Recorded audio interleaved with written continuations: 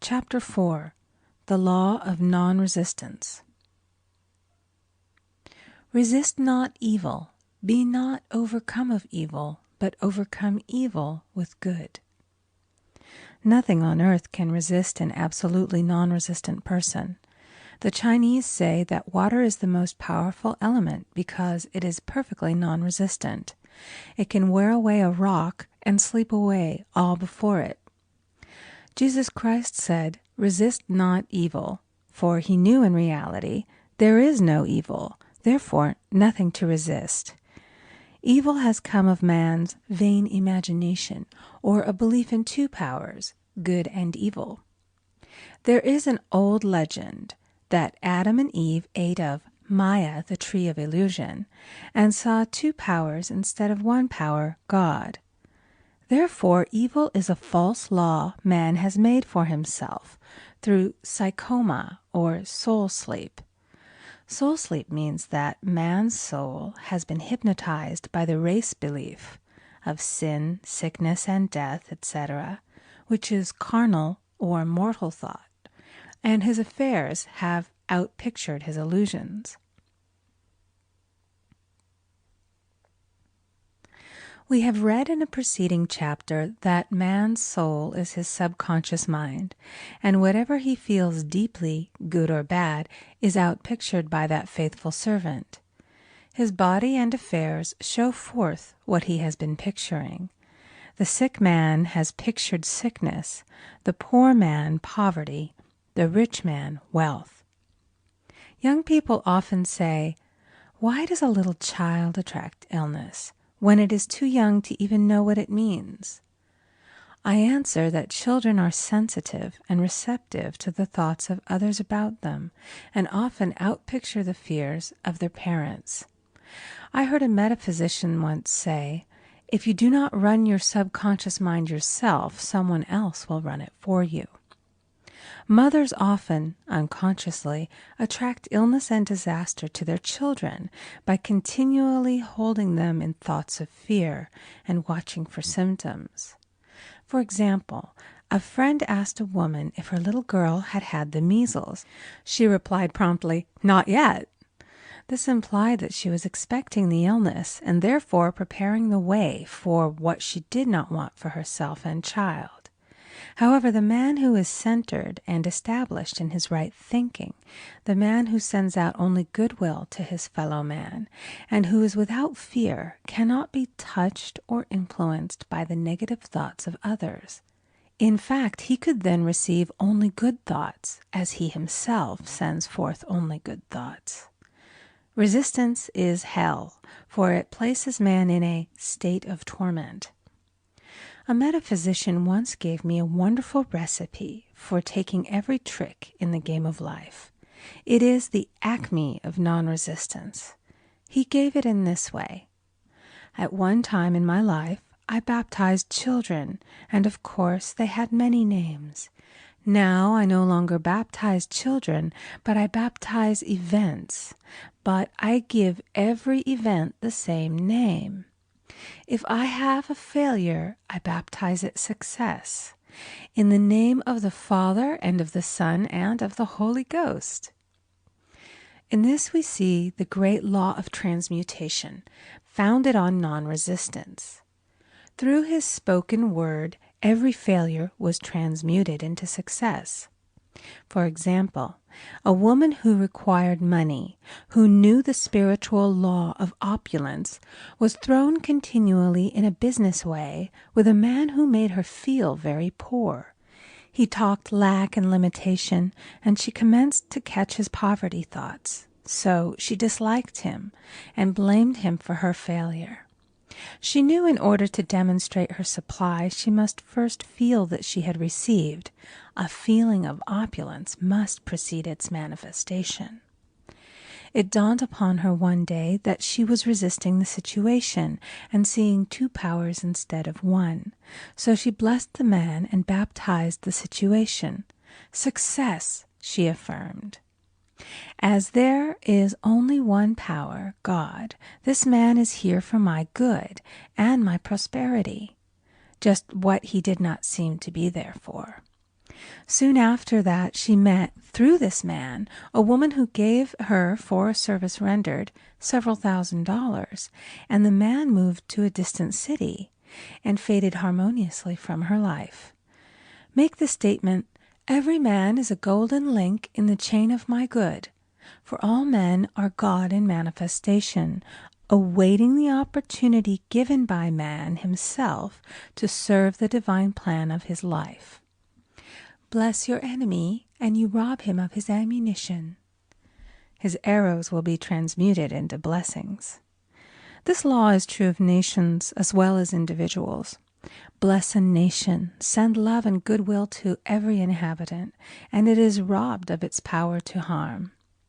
Man can only get the right idea of non-resistance through spiritual understanding. My students have often said, "I don't want to be a doormat." I reply, when you use non-resistance with wisdom, no one will ever be able to walk over you. Another example. One day I was impatiently awaiting an important telephone call. I resisted every call that came in and made no outgoing calls myself, reasoning that it might interfere with the one I was awaiting. Instead of saying, "Divine ideas never conflict, the call will come at the right time," leaving it to infinite intelligence to arrange, I commenced to manage things myself. I made the battle mine, not God's, and remained tense and anxious. The bell did not ring for about an hour, and I glanced at the phone and found the receiver had been off that length of time, and the phone was disconnected. My anxiety, fear, and belief in interference had brought on a total eclipse of the telephone.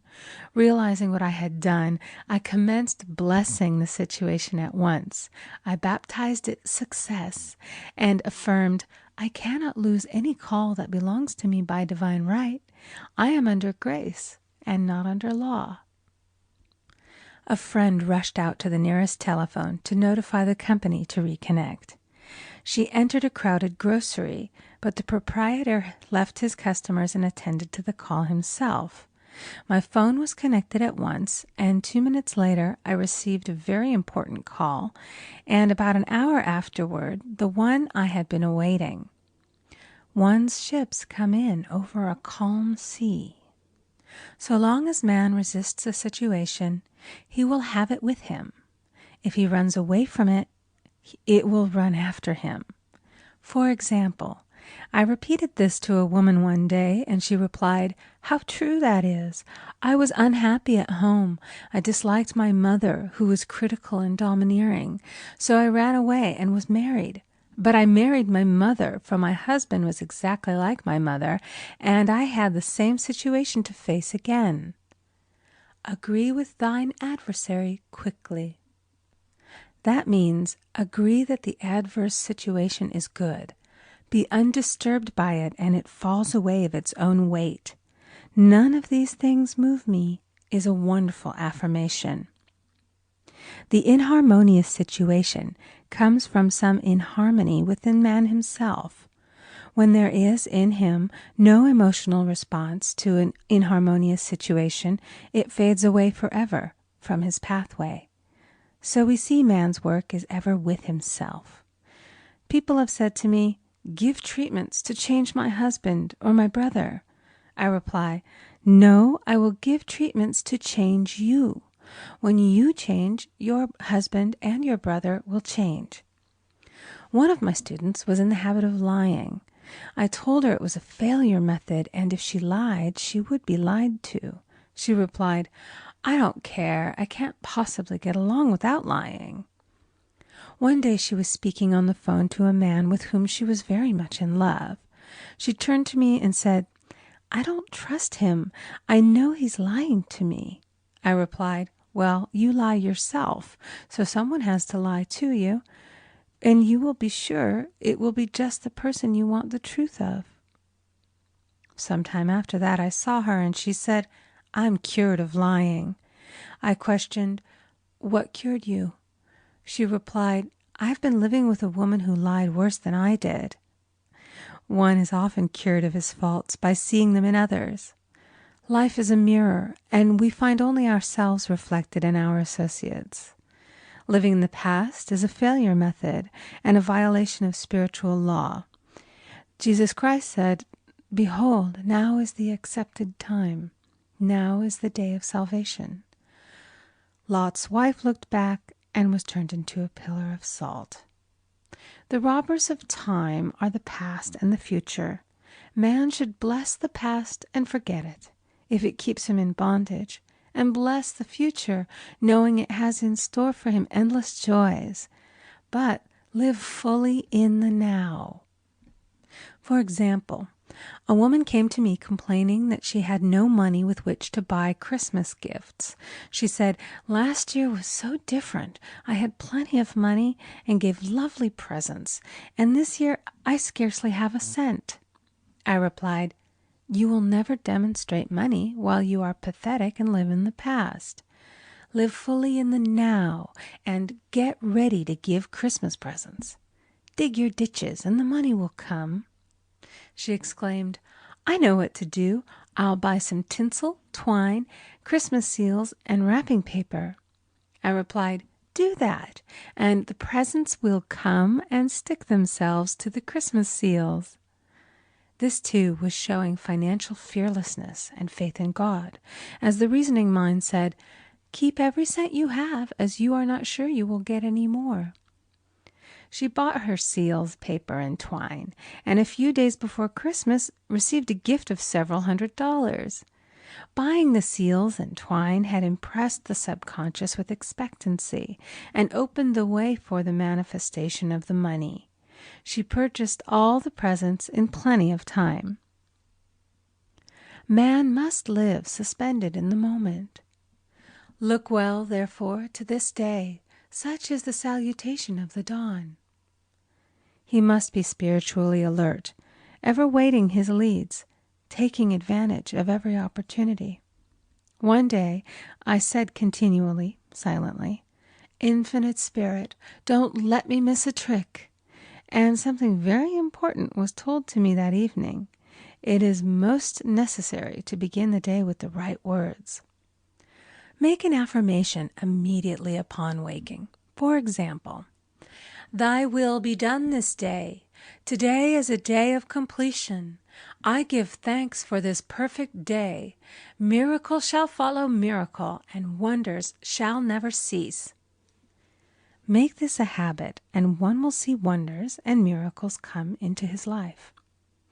One morning I picked up a book and read, "Look with wonder at that which is before you." It seemed to be my message for the day, so I repeated it again and again. Look with wonder at that which is before you. At about noon, a large sum of money was given to me, which I had been desiring for a certain purpose. In the following chapter, I will give affirmations that I have found most effective. However, one should never use an affirmation unless it is absolutely satisfying and convincing to his own consciousness. And often an affirmative is changed to suit different people. For example, the following has brought success to many. "I have a wonderful work in a wonderful way. I give wonderful service for wonderful pay." I gave the first 2 lines to one of my students, and she added the last 2. It made a most powerful statement, as there should always be perfect payment for perfect service, and a rhyme sinks easily into the subconscious. She went about singing it aloud, and soon did receive wonderful work in a wonderful way, and gave wonderful service for wonderful pay. Another student, a businessman, took it and changed the word to business. He repeated, "I have a wonderful business in a wonderful way, and I give wonderful service for wonderful pay." That afternoon he made a $41,000 deal, though there had been no activity in his affairs for months. Every affirmation must be carefully worded and completely cover the ground. For example, I knew a woman who was in great need and made a demand for work. She received a great deal of work, but was never paid anything. She now knows to add wonderful service for wonderful pay. It is man's divine right to have plenty, more than enough. His barns should be full, and his cup should flow over. This is God's idea for man, and when man breaks down the barriers of lack in his own consciousness, the golden age will be his, and every righteous desire of his heart fulfilled. End of chapter 4. Recording by Amy Conger.